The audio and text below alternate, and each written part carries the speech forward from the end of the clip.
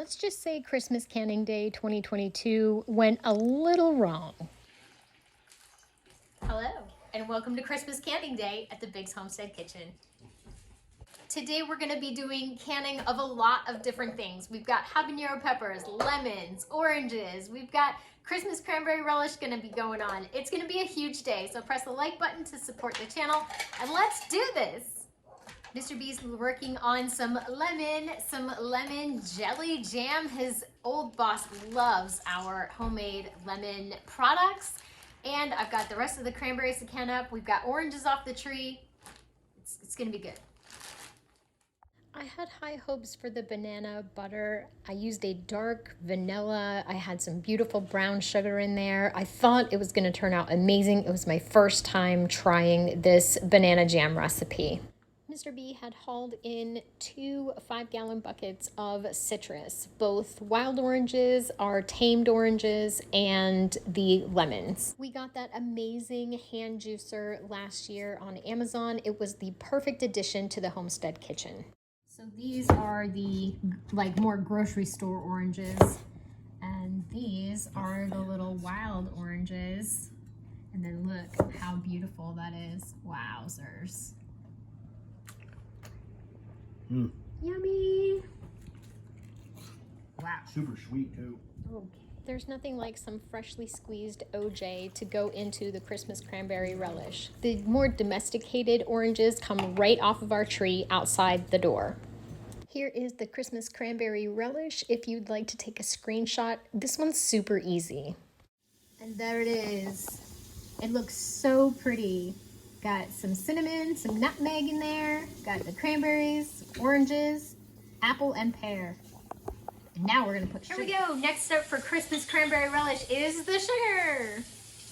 I'm gonna check on my bananas. Wow, look. Woohoo, look how pretty. Oh, it smells so good. I wish we had smell-o-vision because this smells phenomenal. Yeah, I smell it over here. It smells like banana muffins. I'm gonna turn it down to low.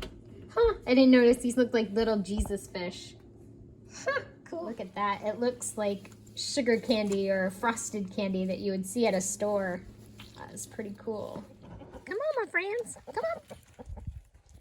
My ladies really did enjoy all of the apple peels, pear peels, and all the pits and cores too. Look at how pretty that is. All the sugar's melted, the juices are starting to come out of the fruits, and we've been on low for, I don't know, about 15 minutes or so. I picked all of these out in the garden when I went to take out the apple scraps and the pear scraps. Mr. B's gonna make pineapple habanero jam with all those habanero peppers. So thank you to one of my subscribers for suggesting the habanero pineapple jam because it looks really easy and we have all the stuff that we need in the house. Here's a screenshot of the pineapple habanero jelly recipe. I would not ever put 8 to 10 habaneros in this ever again. I would use only 4. Christmas Canning Day is always one of the favorite days at the Biggs Homestead. When my kids were home, we used to do it together. Mr. B's on his own with the habanero pineapple jam because I am deathly allergic to peppers. Look at how pretty that looks. Ooh, I can't wait. This is breaking down nicely. It's taking, a while. It's been on for about a half an hour, but making jam is not a fast process. You have to be patient. And we're live, and I am canning up the Christmas cranberry relish in pints this round because Mr. B's Uncle Brian loves this and would eat the whole jar just with a spoon. And he's gonna start on his habanero pineapple jam right now. At this point in the day, I am still marked safe from the habanero pineapple jam. The smells weren't quite coming out of the peppers yet. I was still doing okay. The Christmas cranberry jam started last year, and I got the recipe from Leanne over at Mennonite Farmhouse. That recipe is amazing, and everyone who's ever tried it absolutely loves it. Do a taste test for science, right? It's good. It's really good. This is a canner's trick. You put it on the plate and If it doesn't run, if it sticks right there, it's ready to go in the jars and it will gel. I got a little drippage, but it's not too bad. I'm like really kind of hauling on the plate too, but this is definitely gonna gel. These are the canning towels, so these are like stained and they're definitely well used. And we have all this whole cruet bowl to put into the fridge. We are not pressure canning these. I just used the canner because it was out and everybody's all nestled in. And we've officially reached our second bag of sugar for the morning. And it is now noon. Almost time for lunch.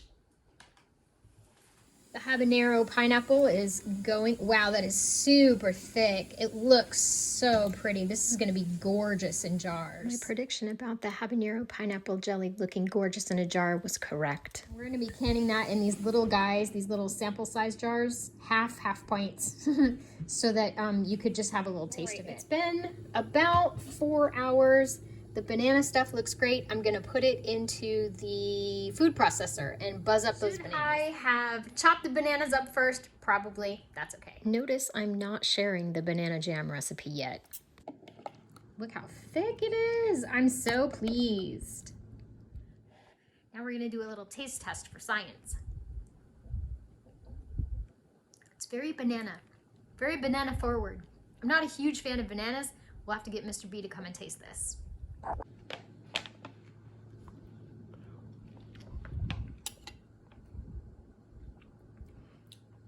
Tastes better than it looks. Baby food.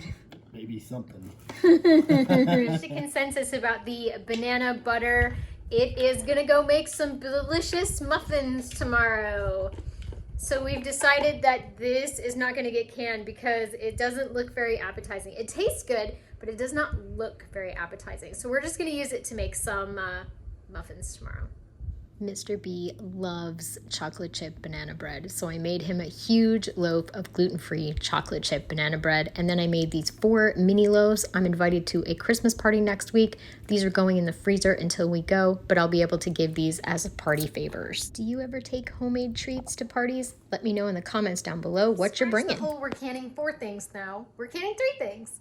Looks really pretty and good, but man, it's like burning our eyeballs. Since I am allergic to peppers, I'm gonna evacuate the kitchen and head on out to the porch. The Christmas cranberry relish is out of the canner, and I was always taught to tuck your jars in after they're done in the canner, just so that they don't get exposed to any harsh temperatures and crack your glass.